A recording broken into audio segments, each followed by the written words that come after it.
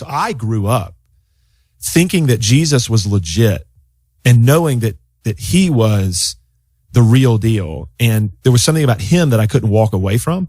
That's right. But everything else about the Christian life that I had been presented with and everything that I had ever seen in the church, I was like, man, this is whack.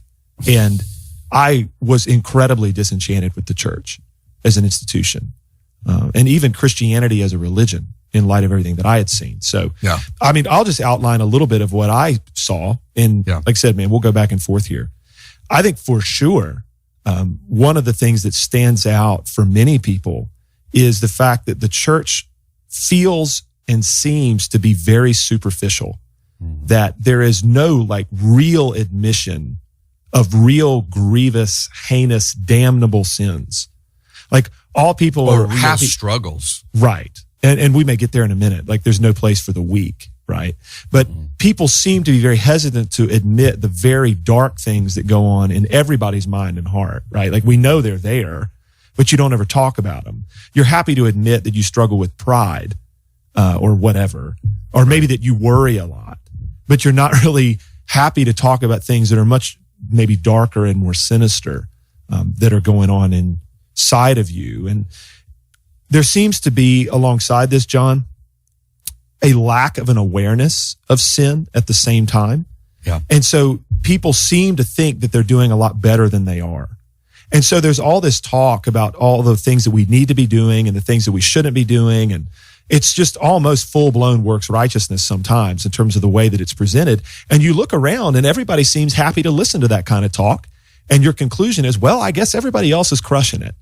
Because nobody seems disturbed by the fact that we're just being told things that we need to do and things that we need to refrain from doing, as though that's going to earn us righteousness before the Lord. And I guess all these people are doing well, but I know I'm not.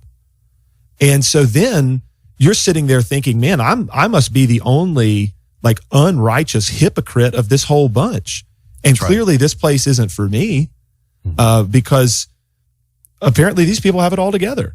You know, they look put together, they're talking, they're saying the right stuff. They seem to understand themselves to just be doing well. And every time they pull the lever, it's trip sevens. And, you know, I'm just like, well, you know, I'm over here floundering and struggling with my own conscience. And I've blown it countless times this week. And if this is Christianity, then either Christianity is a sham or it didn't work for me. And so then our conclusion is, I'm going to go elsewhere. Because the church has nothing for a sinner like me.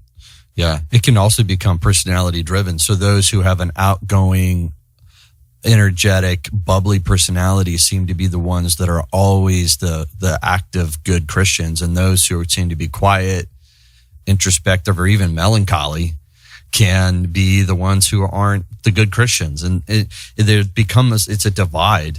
And I will tell you, this is true of not just one denomination. We're not even going to pick on a denomination because we're going to explain how this really has influenced a lot it's just changed the way the structure and the purpose of the church is supposed to be.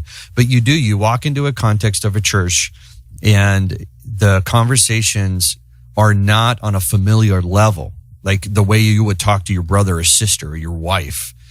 They are on a very superficial level. How was your day? How was your week? You know, when there is a small group, the community groups tend to be really just social groups where you talk about social stuff. You're not talking about the muck of the Christian life. And, you know, the prayer requests are like, well, I just feel like I need to pray more, or, you know, I've been struggling with this, or my pride, or that, or, you know, I need a new job. And what's really crushing you and what's going on in the depression, that is not allowed. And I've had a man in my church recently who talked about expressing some serious issues in his life at a men's group, and they all looked at him like he was crazy. Mm-hmm. Or they'll just say, well, man, you know, you need to read your Bible more and you need to pray. And that's it. That's the solution. And so people don't share, because if the response to everything is read your Bible and pray more, then why should I even tell you I'm struggling? I already know the answer you're going to give me. So I'm just not going to say anything. And that way I won't be judged and I won't feel guilty about my own struggles. Right. Yeah. What you're describing is a lack of legitimate community. There's a lot of, language about community, and you might even have groups that bear that name. But to your point, there's no real admission of weakness. There's no real confession of sin where we are legitimately bearing our souls and talking about what's really going on. We all just kind of speak in this very calculated language because, like you said, we have either experienced this in the past or we've seen it happen to other people where they do confess legitimate sin and legitimate struggle, and they are shamed, judged, or run out of town on a rail. And we leave that thinking, well, I'm never going to do that again.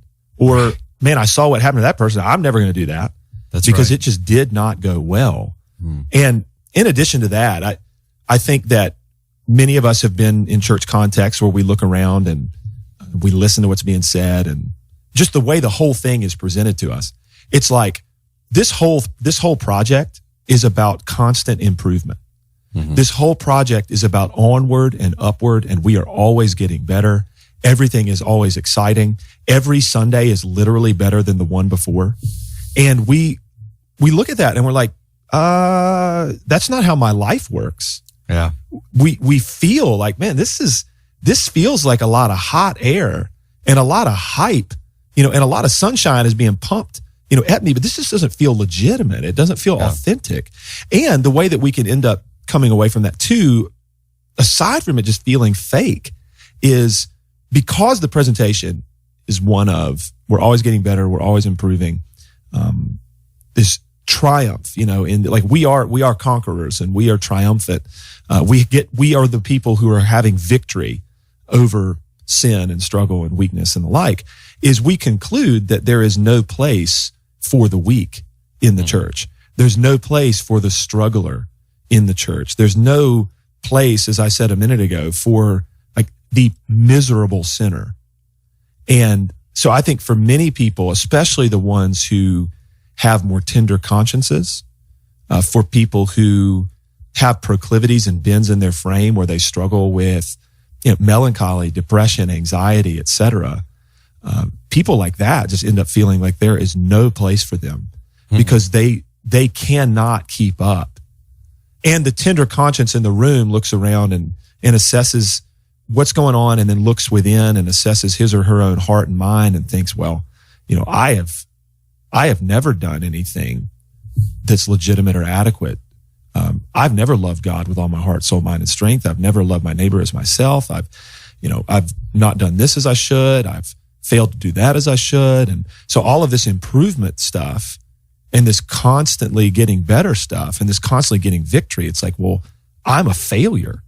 That's right. And I just don't fit here.